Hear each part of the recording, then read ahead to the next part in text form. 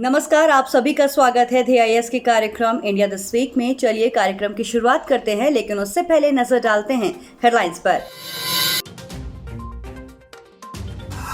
केंद्र सरकार का फैसला, उपभोक्ताओं के अधिकारों की सुरक्षा के लिए लागू किया उपभोक्ता संरक्षण अधिनियम 2019। इन अधिकारों को लागू करने के लिए केंद्रीय उपभोक्ता संरक्षण प्राधिकरण की स्थापना करना भी शामिल। भारत सरकार के आत्मनिर्भर अभियान के अंतर्गत केंद्रीय मानव संसाधन विकास मंत्रालय द्वारा मनोदर्पण अभियान की शुरुआत स्कूलों एवं कॉलेजों के छात्रों के मानसिक स्वास्थ्य को बनाए रखने एवं छात्रों की समस्याओं को सुलझाना है उद्देश्य। भारतीय युवाओं में स्वयं सेवा को बढ़ावा देने के लिए यूनिसेफ के साथ खेल मंत्रालय की भागीदारी। युवा के साथ इस साझेदारी के तहत काम करने के लिए एक इरादे का बयान पर किया हस्ताक्षर।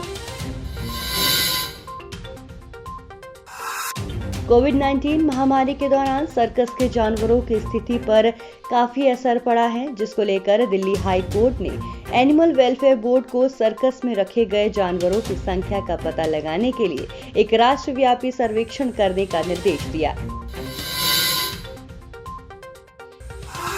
आपातकालीन राहत कार्यों में सरकार तथा बहुपक्षीय एजेंसियों द्वारा अनदेखी किए जाने के विरुद्ध GFATM में याचिका दायर। कोविड-19 राहत कोष से सहायता की मांग, सरकार से किया दिशा निर्देश जारी करने का आग्रह।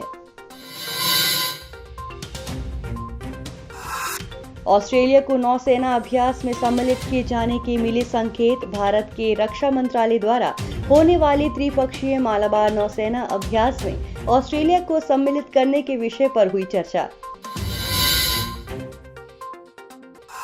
और असम में कुदरत की सबसे बड़ी मार, बाढ़ आपदा के कारण खतरे की स्थिति में फंसा असम। बाढ़ में काजीरंगा राष्ट्रीय उद्यान का लगभग 85% क्षेत्र हुआ जलमग्न। और अब खबरें विस्तार से। सेवा प्रदाता कंपनियों और दुकानदारों से परेशान उपभोक्ताओं के लिए एक अच्छी खबर है। कंज्यूमर प्रोटेक्शन एक्ट 2019 लागू कर दिया गया है, जिसके बाद से अब उपभोक्ता किसी भी उपभोक्ता न्यायालय में जाकर अपना मामला दर्ज करा सकेगा। बीते 20 जुलाई 2020 से उपभोक्ता संरक्षण अधिनियम 2019 लागू हो गया है। केंद्रीय उपभोक्ता मामले, खाद्य और सार्वजनिक वितरण मंत्री रामविलास पासवान ने कहा कि ये नया कानून उपभोक्ताओं को सशक्त बनाएगा। ये नया कानून अपने अधिसूचित नियमों और उपभोक्ता निवारण आयोगों, उपभोक्ता संरक्षण परिषदों, उत्पादन देयता, मध्यस्थता और मिलावटी सामान से बने उत्पादों के निर्माण या बिक्री के लिए सजा जैसे विभिन्न प्रावधानों के माध्यम से उपभोक्ताओं के अधिकारों की रक्षा करेगा। वहीं केंद्रीय मंत्री ने यह भी बताया कि इस अधिनियम में उपभोक्ताओं के अधिकारों की सुरक्षा, संवर्धन और इन अधिकारों को लागू करने के लिए केंद्रीय उपभोक्ता संरक्षण प्राधिकरण यानी CCPA की स्थापना करना भी शामिल है। आइए एक नजर डालते हैं उपभोक्ता संरक्षण अधिनियम 2019 की मुख्य विशेषताओं पर। ई-कॉमर्स प्लेटफॉर्मों द्वारा अनुसूचित व्यापार प्रथाओं की रोकथाम के लिए आवश्यक नियम इस अधिनियम के तहत कवर किए जाएंगे।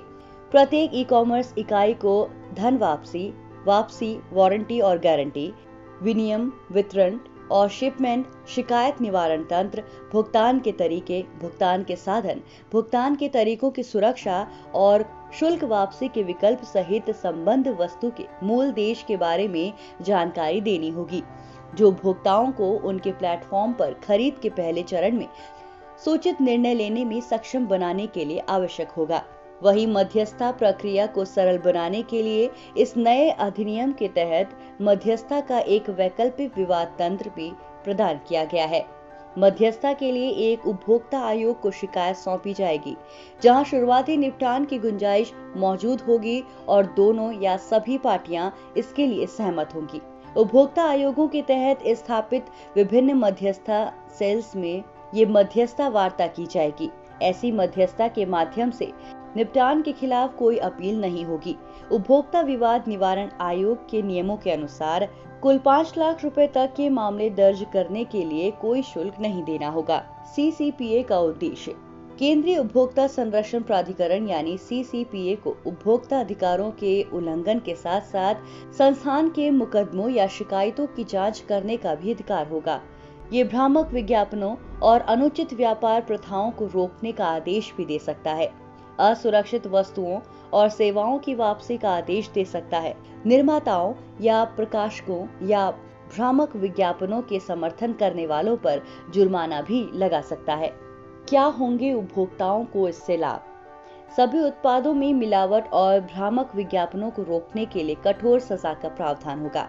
केंद्रीय उपभोक्ता संरक्षण प्राधिकरण के माध्यम से प्रदान किए जाने वाले तीव्र क्रियान्वयन उपाय, उत्पाद दायित्व का प्रावधान निर्माताओं और सेवा प्रदाताओं को अपूर्ण सेवाओं और दोषपूर्ण उत्पाद उपलब्ध करवाने से रोकना है। वहीं उपभोक्ता आयोगों में अपील करना आसान होगा और अधिनिर्णय प्रक्रिया को भी सरल बनाया गया है।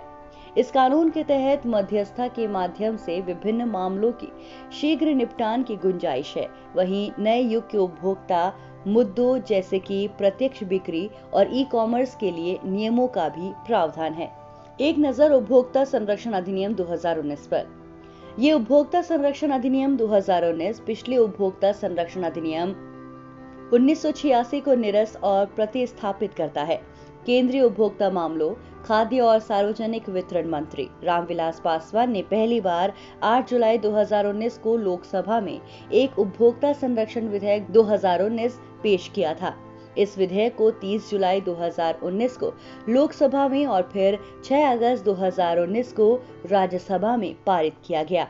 इस विधेयक को 9 अगस्त 2019 को राष्ट्रपति रामनाथ कोविंद की सहमति प्राप्त हुई और उसी तारीख को भारत के राजपत्र में भी इसे अधिसूचित किया गया था। वहीं सरकार ने छात्रों को मानसिक तनाव से बाहर निकालने के लिए मनोदर्पण कार्यक्रम की शुरुआत की है। आपको बता दें, मनोदर्पण कार्यक्रम के लिए वेबसाइट भी बनाई गई है जिसमें मनोदर्पण से जुड़े हुए निर्देश और सुझाव दिए गए हैं। स्कूलों एवं कॉलेजों के छात्रों की मानसिक स्वास्थ्य को बनाए रखने एवं छात्रों की समस्याओं को सुलझाने के उद्देश्य से भारत सरकार के आत्मनिर्भर अभियान के अंतर्गत इस प्रकार ये पहल देश को आत्मनिर्भर बनने में मदद करेगी। एवं उच्च शिक्षा विभाग द्वारा संयुक्त रूप से मंत्री डॉक्टर रमेश पोखरियाल निशंक ने 22 जुलाई 2020 को ऑनलाइन लॉन्च किया। साथ ही मनोदर्पण अभियान के अंतर्गत टेली काउंसलिंग हेल्पलाइन नंबर भी लॉन्च किया गया, जिस पर देश भर के छात्र सुबह 8 बजे से शाम 8 बजे के बीच फोन करके बात कर सकते हैं, जहां 500 से ज्यादा काउंसलर मदद के लिए तैयार है। वहीं मानव संसाधन और विकास मंत्रालय का मानना है कि शैक्षणिक महत्व के साथ छात्रों के मानसिक स्वास्थ्य पर ध्यान देना आवश्यक है। इससे देश में मानव पूंजी आधार को मजबूत करने में मदद मिलेगी। साथ ही इस पहल से देश में कामकाजी आयु की कुल उत्पादकता में वृद्धि होगी। आपको बता दें, एक रिपोर्ट के मुताबिक इस समय 264 मिलियन से अधिक लोग अवसाद से पीड़ित है और लगभग 8 लाख मामले रोजाना आते हैं। इनमें 15 से 29 साल से की आयु के लोग यानी में काफी मामले उभरते जा रहे हैं। डॉक्टर रमेश पोखरियाल निशंक ने मनोदर्पण अभियान लॉन्च की शुरुआत करते हुए कहा कि मनोदर्पण पहल के अंतर्गत वेबसाइट मनोदर्पण.mhrd.gov.in पर मानसिक स्वास्थ्य से संबंधित सामग्री और परामर्शदाता उपलब्ध कराए गए हैं। इससे छात्रों, शिक्षकों और अभिभावकों के साथ साथ आमजन भी मदद ले सकते हैं। क्या है मनोदर्पण अभियान?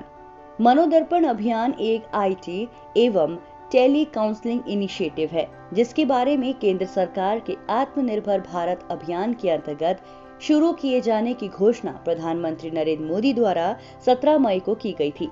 मनोदर्पण अभियान के माध्यम से 3.75 करोड़ उच्च शिक्षा के छात्रों, 6.3 करोड़ 9वीं से 12वीं कक्षा के छात्रों और विद्यालयी शिक्षा के छात्रों की mental health, physical health, social health और इमोशनल हेल्थ को बनाए रखने के लिए जानकारियां एवं प्रशिक्षित काउंसलर्स के जरिए निशुल्क परामर्श उपलब्ध कराया जाएगा। मनोदर्पण अभियान के अंतर्गत बाद में लाइव चैट और वेबिनार जल्द ही शुरू किया जाएगा। साथ ही मनोदर्पण अभियान के तहत लाइफ स्किल्स को स्कूलों एवं कॉलेजों के माध्यम से जोड़ा जाएगा और इन लाइफ स्किल्स में छात्रों की परफॉर्मेंस को उनके स्कोर कार्ड में भी जोड़ा जाएगा। इस कार्यक्रम का उद्देश्य भारत को आत्मनिर्भर बनाना है। इसे प्राप्त करने के लिए भारत सरकार ने 20 लाख करोड़ रुपए आवंटित किए हैं। आवंटित धन का उपयोग उन क्षेत्रों में किया जाना है जो भारत को आत्मनिर्भर बनाएंगे। इसमें कृषि, एमएसएमई, मत्स्य पालन, पशुपालन, डेयरी उद्योग आदि शामिल हैं। भारत को आत्मनिर्भर बनाने के लिए कार्यबल मजबूत और उच्च कुशल होना चाहिए। इस पहल के माध्यम से भारत अपने भविष्य के कार्यबल को मजबूत करेगा। खासकर कोविड-19 के दौरान छात्रों को शिक्षा के प्रति प्रेरित और केंद्रित रखा जाना चाहिए। वहीं खेल मंत्रालय ने देश के युवा स्वयंसेवकों को मजबूत करने के लिए यूनिसेफ के साथ एक भागीदारी की है, जिससे आत्मनिर्भर भारत का मिशन पूरा हो सके। भारतीय युवाओं के बीच स्वयं सेवा को बढ़ावा देने के लिए युवा मामले और खेल मंत्रालय ने यूनिसेफ द्वारा गठित एक बहुहितधारक मंच युवा के साथ इस साझेदारी के तहत काम करने के लिए एक इरादे का बयान पर हस्ताक्षर किए हैं। इस साझेदारी का उद्देश्य भारतीय युवाओं को उत्पादक कार्यों के शिक्षण और प्रशिक्षण के साथ उनका कौशल बढ़ाकर उन्हें एक सक्रिय नागरिक बनाना है। इस कदम से किरेन रिजिजू के भारत में 1 करोड़ युवा स्वयंसेवकों को जुटाने और पीएम मोदी के आत्मनिर्भर भारत के आह्वान में योगदान करने में मदद मिलेगी। भारत और यूनिसेफ के बीच इस साझेदारी का शुभारंभ युवा मामले और खेल मंत्री किरेन रिजिजू की उपस्थिति में सचिव युवा मामले उषा शर्मा और भारत में यूनिसेफ के प्रतिनिधि यास्मीन अली हक ने किया। यूनिसेफ और MYAS के बीच भागीदारी पर एक नजर डालते हैं। इस नए साझेदारी से संयुक्त राष्ट्र और खेल मंत्रालय को लाभ होगा कि वो युवाओं के साथ मिलकर काम करें और भारत में युवाओं के लिए शिक्षा तथा बेरोजगारी जैसी चुनौतियों से निपटने के साथ इन युवाओं को कुशल बनाने के लिए विभिन्न समाधानों को सह निर्मित और लागू करें। इस भागीदारी में भारतीय युवाओं को उद्यमिता में सहयोग देना, उनका कौशल बढ़ाना, आकांक्षात्मक सामाजिक आर्थिक अवसरों के साथ संबंध बनाना, युवाओं को करियर मार्गदर्शन सहायता प्रदान करना, युवा लोगों के बीच नागरिक भागीदारी, नीति हितधारकों और युवा लोगों के बीच प्रतिक्रिया तंत्र की स्थापना, प्रत्यक्ष संवाद का समर्थन और सतत विकास लक्ष्यों को हासिल करने के लिए NSS और NYKS कैडर और स्वयंसेवक बल की एक क्षमता का निर्माण करने के लिए सहयोग शामिल होगा। आपको बता दें, किरेन रिजिजू ने इस साझेदारी पर टिप्पणी करते हुए कहा कि इस चुनौतीपूर्ण समय में ये बहुत उपयुक्त है। उन्होंने आगे ये कहा कि उन्हें भरोसा है कि ये हमारी मौजूदा नीतियों पर पूरा ध्यान देगा। भारत सरकार युवाओं की राय और विचारों को सुनने के लिए प्रतिबद्ध है और सोचने के ये नए तरीके ऐसे हैं जो भारत की आगामी चुनौतियों का समाधान करने में हमारी बहुत सहायता करेंगे। कोविड-19 महामारी के दौरान सर्कस में जानवरों की स्थिति कुछ खासा अच्छी नहीं है, जिसको लेकर दिल्ली हाई कोर्ट ने एनिमल वेलफेयर बोर्ड को सर्कस में रखे जानवरों की संख्या पता लगाने के लिए एक राष्ट्रव्यापी सर्वेक्षण करने का निर्देश दिया है। हाल ही में दिल्ली उच्च न्यायालय द्वारा पशु कल्याण बोर्ड यानी AWB को सर्कस में रखे गए जानवरों की संख्या का पता लगाने के लिए तत्काल एक राष्ट्रव्यापी सर्वेक्षण करने का निर्देश दिया है। कोविड-19 महामारी के कारण प्रदर्शन करने में असमर्थ होने पर उन्हें नजदीक के प्राणी उद्यानों में भेजे जाने पर भी विचार करने के लिए कहा गया है। न्यायालय ने अन्य संबंधित हितधारकों को भी नोटिस जारी किया है तथा उन्हें 2 सप्ताह की अवधि में उत्तर देने का निर्देश दिया गया है। आपको बता दें, अदालत ने एक याचिका पर सुनवाई करते हुए ये निर्देश जारी किए हैं। याचिका में कहा गया है कि कोविड-19 महामारी के दौरान सर्कस के दिवालिया हो जाने के कारण वहां जानवर जोखिम में है। ये याचिका federation of Indian animals protection यानी FIAPO द्वारा दायर की गई है। ये फेडरेशन जीव अधिकारों पर 1 दशक से अधिक समय से काम कर रहे हैं, जहां 100 से अधिक संगठनों का, आपको बता दें, ये एक समूह है। याचिका में पशु क्रूरता निवारण अधिनियम 1960 की धारा 21 और 27 की संवैधानिक वैधता को चुनौती दी गई है। ये धाराएं सर्कस से जुड़े कार्यों के लिए जानवरों के प्रदर्शन तथा उनके प्रशिक्षण से संबंधित है। इसके अतिरिक्त याचिकाकर्ताओं ने सर्कस में कलाकार जानवरों के रूप में जानवरों के पंजीकरण की अनुमति देने तक पशु प्रदर्शन नियम 1973 तथा पशु प्रदर्शन नियम 2001 को भारत के संविधान तथा पशु क्रूरता निवारण अधिनियम 1960 के विरुद्ध घोषित किए जाने की मांग की है। कोविड-19 महामारी के कारण पूरे देश में सर्कस भी काफी बुरी तरह से प्रभावित हुए हैं। कई मालिकों ने सर्कसों को उनके हाल पर छोड़ दिया है, जिससे कई सर्कसों के जानवरों की स्थिति बहुत खराब हो चुकी है। इस स्थिति को देखते हुए सक्षम अधिकारियों के लिए सर्कसों से इन जानवरों को मुक्त कराने, स्वास्थ्य लाभ कराने तथा इसके लिए पुनर्वास हेतु उपयुक्त योजना तैयार करनी चाहिए। अंतरिम राहत के रूप में भारत में संचालित सभी सर्कसों से सभी जानवरों को अधिकारियों द्वारा हिरासत में लेना चाहिए तथा उनके स्थानांतरण और कल्याण के लिए उचित व्यवस्था की जानी चाहिए। बताते चलें कि भारतीय पशु कल्याण बोर्ड का गठन साल 1962 में पशु क्रूरता निवारण अधिनियम 1960 की धारा 4 के तहत किया गया था। ये एक वैधानिक सलाहकार निकाय है तथा ये भारत सरकार को पशु कल्याण विधानों पर परामर्श प्रदान करता है। आपको बता दें, भारतीय पशु कल्याण बोर्ड का आरंभ प्रसिद्ध मानवतावादी श्रीमती रुक्मणी देवी अरुंडेल के नेतृत्व में किया गया था। वहीं दूसरी ओर कोरोना वायरस महामारी से यौन कर्मी, ट्रांसजेंडर, HIV पीड़ित लोग भी परेशान हैं, जिसको लेकर सरकार की तरफ से हो रही अनदेखी को लेकर इन्होंने global fund to fight AIDS, tuberculosis and malaria में याचिका दायर की है।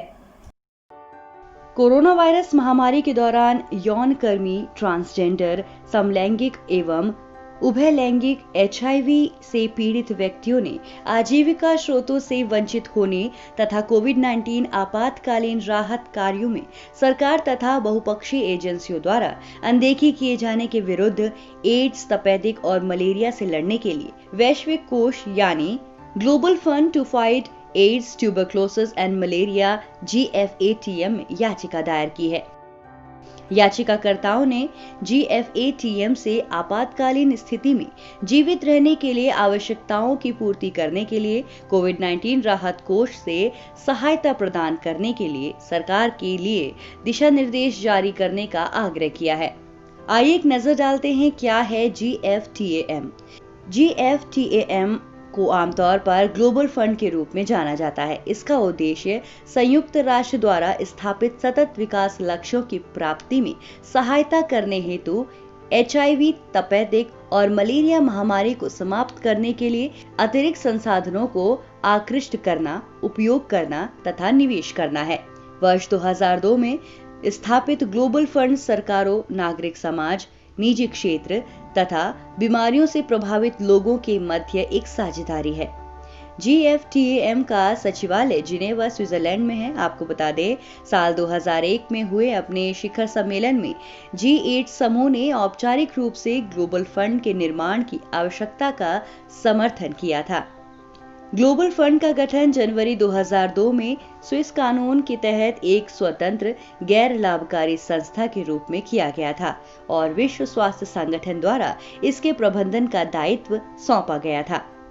जनवरी 2009 में विश्व स्वास्थ्य संगठन की प्रशासनिक सेवाओं को समाप्त कर दिया गया। इसके बाद ग्लोबल फंड प्रशासनिक रूप से स्वायत्त संगठन के रूप में काम कर रहा है।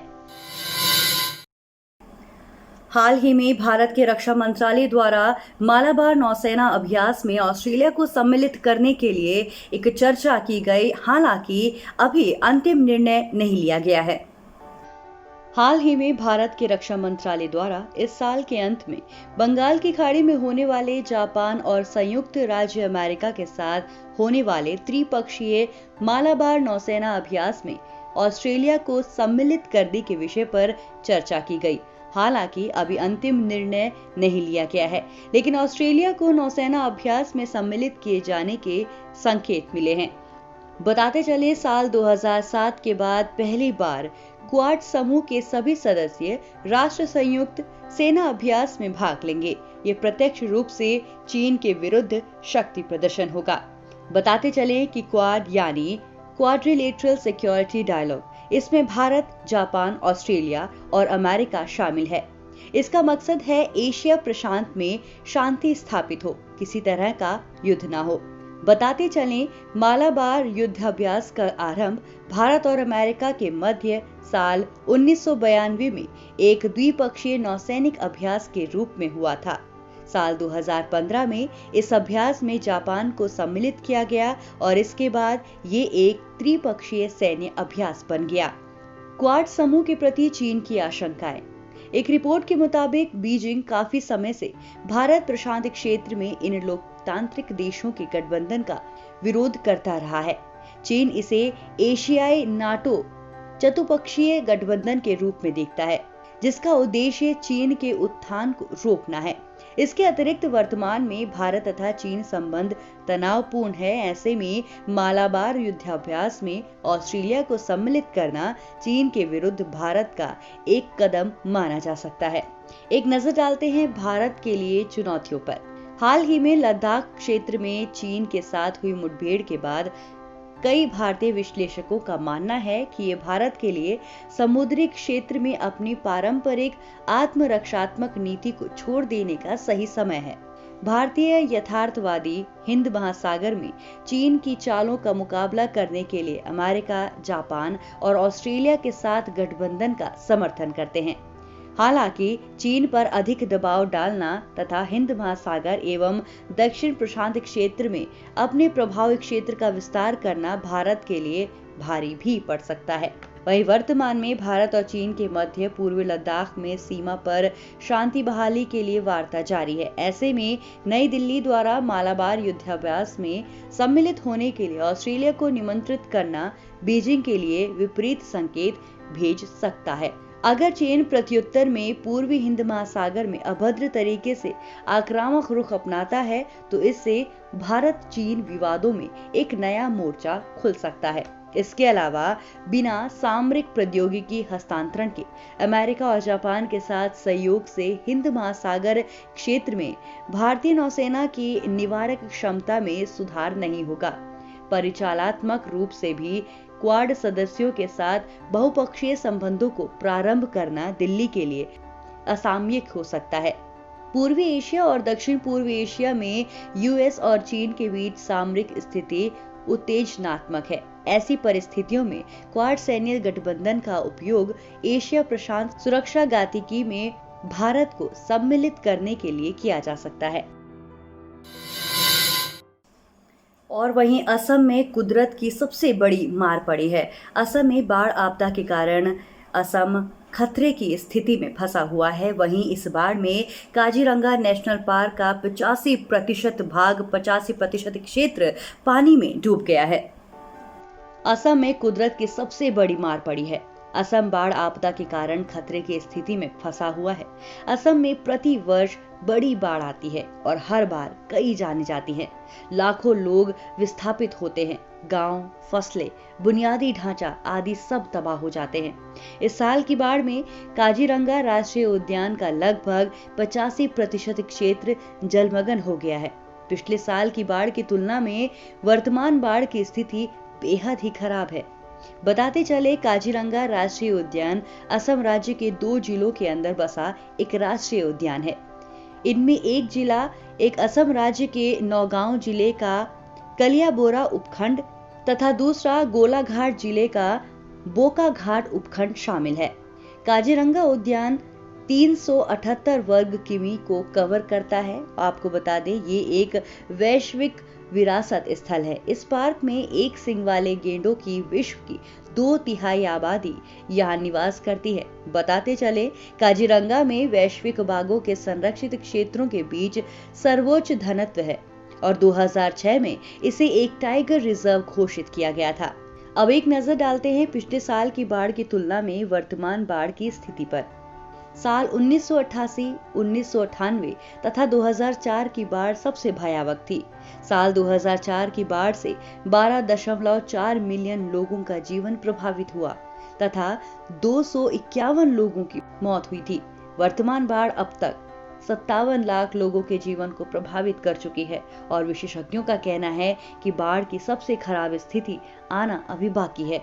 एक नजर डालते हैं असम में बाढ़ आने के प्रमुख कारणों पर। ब्रह्मपुत्र नदी कुछ स्थानों को छोड़कर शेष असम में कई शाखाओं में विभाजित है ब्रह्मपुत्र नदी तथा अपनी प्रकृति में अस्थिर है। अस्थिर कैसे? नदी की अस्थिरता का मुख्य कारण नदी में गाद का भारी मात्रा में जमाव तथा खड़ी ढलान है। वहीं असम और पूर्वोत्तर क्षेत्र के कुछ अन्य हिस्सों में प्राय भूकंप आते रहते हैं, जिससे काफी मात्रा में भूस्खलन होता है। भूकंप तथा परिणामी भूस्खलन से नदियों में बहुत अधिक मलबा पहुंचता है, जिस कारण नदी का जल ऊंचा हो जाता है।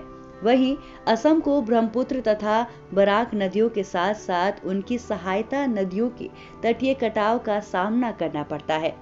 अनुमानतः प्रतिवर्ष लगभग 8,000 हेक्टेयर भूमि कटाव से नष्ट हो जाती है।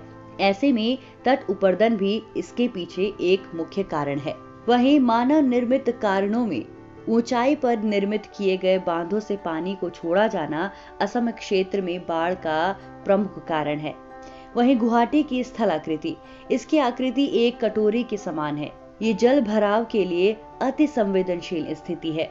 वहीं शहरी क्षेत्रों के अनियोजित विस्तार, नदियों का मार्ग परिवर्तन, ये भी असम में होने वाले बाढ़ के पीछे प्रमुख कारण है। अब एक नजर डालते हैं बाढ़ नियंत्रण के लिए किए गए सरकारों द्वारा प्रयासों पर। मानसून के दौरान असम में बार बार बाढ़ आना एक सामान्य घटना है। परिस्थितिकीविदों का कहना है कि बाढ़ के पानी से राज्य के जलोढ़ क्षेत्रों में फसली और उपजाऊ मृदा पुनर्यौवनित हुई है। राज्य मुख्य रूप से बाढ़ नियंत्रण के लिए तटबंधों पर निर्भर रहते हैं। बाढ़ नियंत्रण का ये उपाय असम में 1950 के दशक की शुरुआत में पेश किया गया था। उस समय तक ब्रह्मपुत्र तथा अधिकांश भारतीय नदियों के जल विज्ञान को समुचित रूप से नहीं समझा गया था। आपको बता दें, इस साल अब तक राज्य के कई तटबंध बाढ़ की चपेट में आ चुके हैं। तो अब चलते चलते फटाफट से नजर डालते हैं राउंड अप सेगमेंट पर।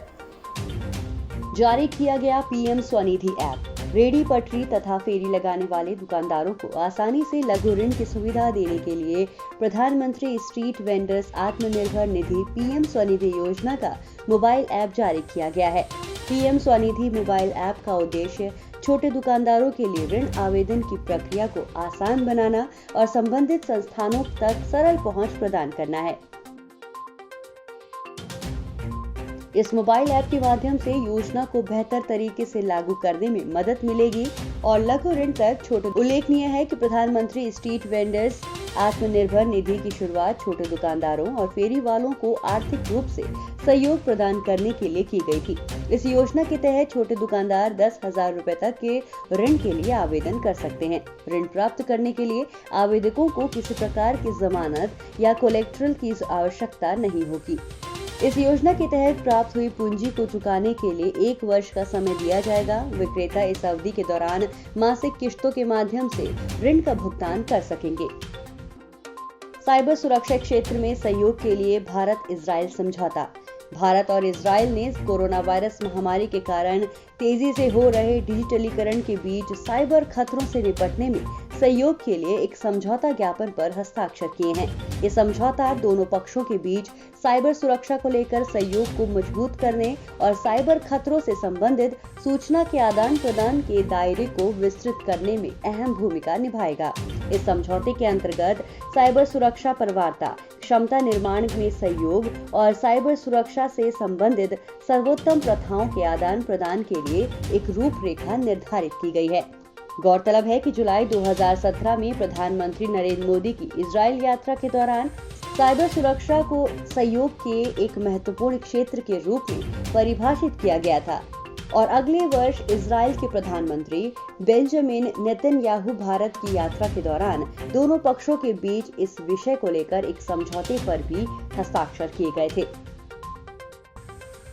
भारत और भूटान के बीच खोला गया जयगांव पसाखा व्यापार मार्ग। हाल ही में भारत और भूटान द्वारा पश्चिम बंगाल में जयगांव और भूटान के पसाखा के बीच एक नया व्यापार मार्ग खोला गया। ये नया व्यापार मार्ग मौजूदा कोविड-19 महामारी के दौर में दोनों पक्षों के संबंधों, खास तौर पर व्यापार संबंधों को मजबूत करने में महत्वपूर्ण भूमिका निभाएगा। साथ ही इस नए मार्ग के खुलने से पहले से मौजूदा मार्ग पर वाहनों के दबाव को कम किया जा सकेगा। गौरतलब है कि भारत और भूटान के बीच राजनयिक संबंधों की शुरुआत वर्ष 1968 में थिम्पू में भारत के प्रतिनिधि की नियुक्ति के साथ हुई थी। हालांकि साल 1949 में ही दोनों देशों के मध्य मित्रता और सहयोग संधि पर हस्ताक्षर किए गए थे। भारत भूटान व्यापार और पारगमन समझौता 1972 दोनों देशों के मध्य मुक्त व्यापार प्रणाली की स्थापना करता है। इस समझौते को आखिरी बार साल 2016 में नवीनीकरण किया गया था। लोक प्रशासन में उत्कृष्टता के लिए नए संशोधित प्रधानमंत्री पुरस्कारों का आरंभ किया गया। पुरस्कार नामांकन के लिए 4 प्रमुख श्रेणियों जिला प्रदर्शन संकेतक कार्यक्रम, नवाचार सामान्य श्रेणी, आकांक्षी जिला कार्यक्रम और नमामि गंगे कार्यक्रम का निर्धारण किया गया है। योजना में पहली बार नमामि गंगे कार्यक्रम के लिए जिला स्तर के अधिकारियों के प्रयासों को सम्मिलित किया गया है। भारत सरकार द्वारा लोक प्रशासन में उत्कृष्टता हेतु प्रधानमंत्री पुरस्कार की स्थापना वर्ष 2006 में की गई थी। साल 2014 में प्राथमिकता आधारित कार्यक्रमों, जिला कलेक्टरों के प्रदर्शन को मान्यता देने के लिए इस योजना का पुनर्गठन किया गया था। साल 2020 में जिलों के आर्थिक विकास के संदर्भ में जिला कलेक्टरों के प्रदर्शन को मान्यता प्रदान करने के लिए ये योजना पुनः संशोधित की गई है। भागीरथी पर्यावरण संवेदनशील क्षेत्र के जोनल मास्टर प्लान को मंजूरी।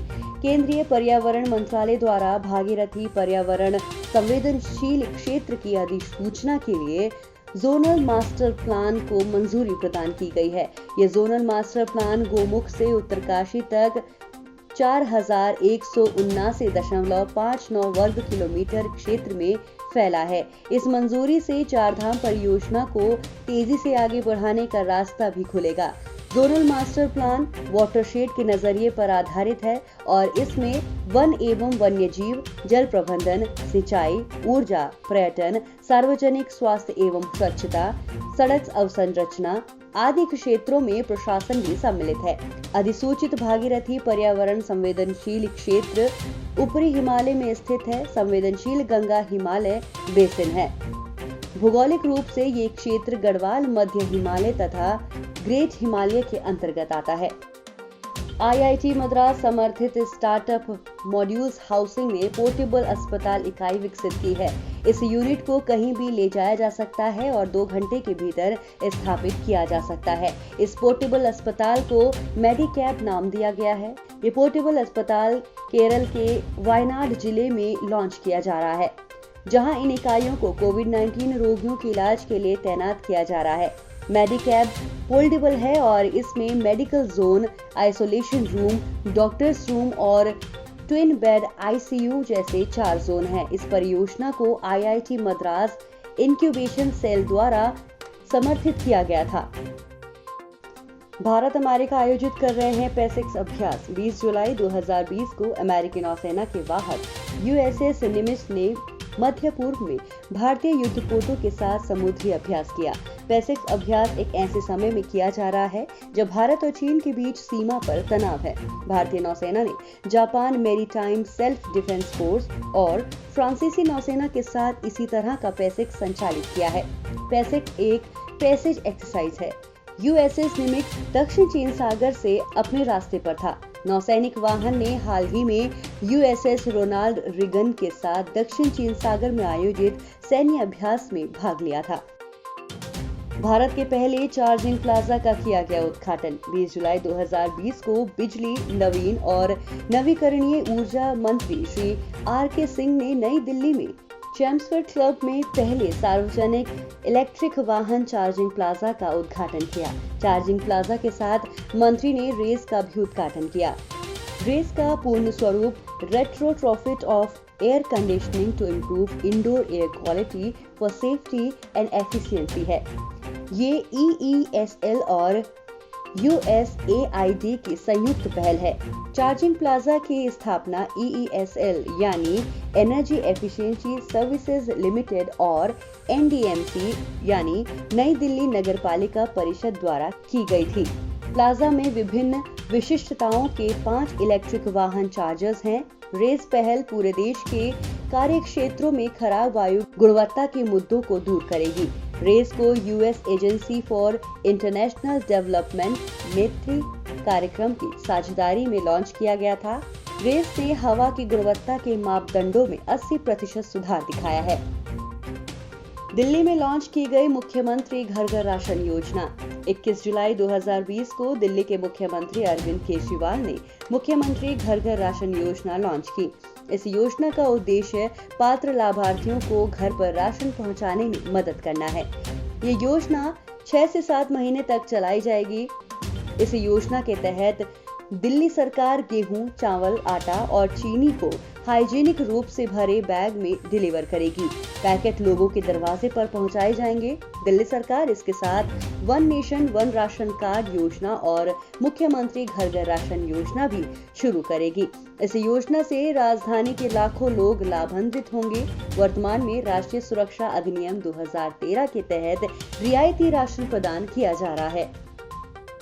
गृह मंत्री अमित शाह ने लॉन्च किया वृक्षारोपण अभियान। 23 जुलाई 2020 को गृह मंत्री अमित शाह ने वृक्षारोपण अभियान को लॉन्च किया। उन्होंने 38 जिलों में फैले 130 से अधिक स्थानों पर वीडियो कॉन्फ्रेंस के माध्यम से योजना का शुभारंभ किया।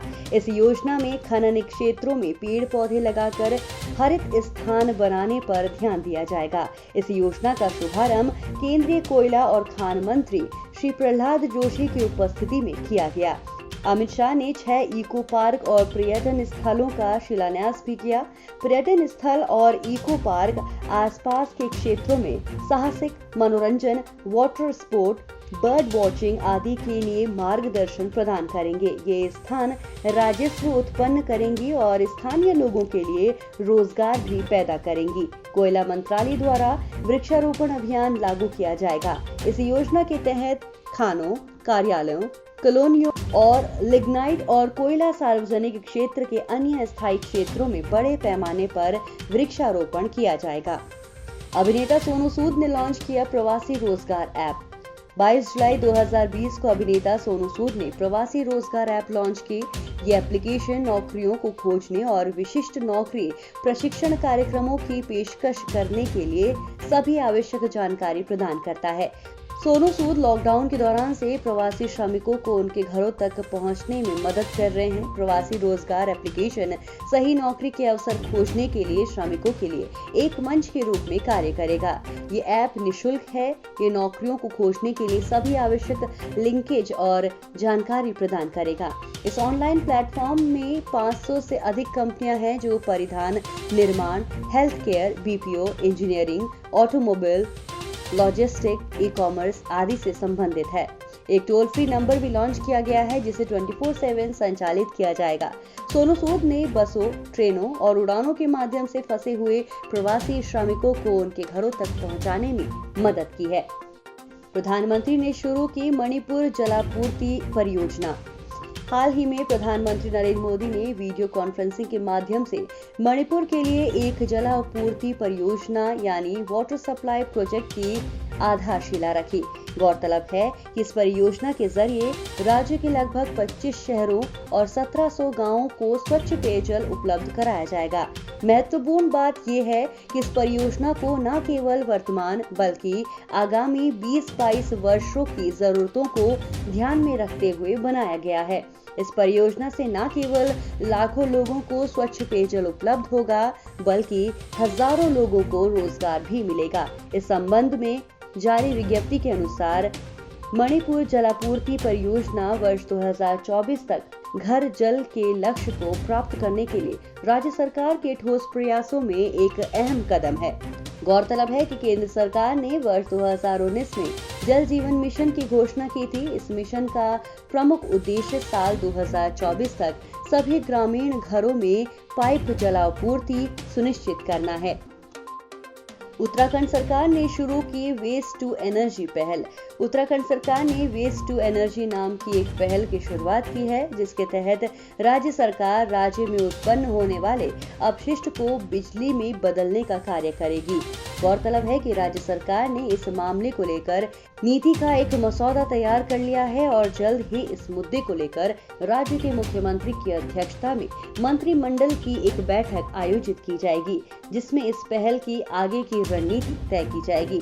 राज्य सरकार द्वारा प्रस्तुत आंकड़ों के अनुसार वर्तमान में उत्तराखंड में प्रतिदिन 900 टन अपशिष्ट पैदा होता है। उत्तराखंड पर्यावरण संरक्षण और प्रदूषण नियंत्रण बोर्ड के अनुसार राज्य में उत्पन्न अपशिष्ट के माध्यम से लगभग 5 मेगावाट बिजली पैदा की जा सकती है और राज्य में प्रदूषण पर अंकुश लगाया जा सकता है।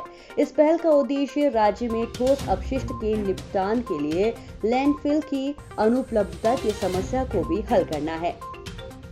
बीते महीने UEPPCB ने आगामी वाले वर्षों में वायु प्रदूषण को कम करने के लिए राज्य ईंधन नीति को भी मंजूरी दी थी, जिसमें आगामी कुछ वर्षों में ईंधन के रूप में पेट्रोलियम कोक के उपयोग पर प्रतिबंध लगाना शामिल था, जिसका वायु प्रदूषण पर बड़े पैमाने पर प्रभाव पड़ता है। इससे पूर्व इसी वर्ष जनवरी माह में देहरादून शहर को विश्व स्वास्थ्य संगठन के मानकों के निर्धारित मानकों से लगभग 11 गुना अधिक प्रदूषित पाया गया था। कनरजा सौर ऊर्जा संयंत्र का किया गया उद्घाटन। हाल ही में वाइस एडमिरल अजीत कुमार ने पश्चिमी नौसेना कमान के लिए 2 मेगावाट क्षमता वाले पहले सौर ऊर्जा संयंत्र का उद्घाटन किया है।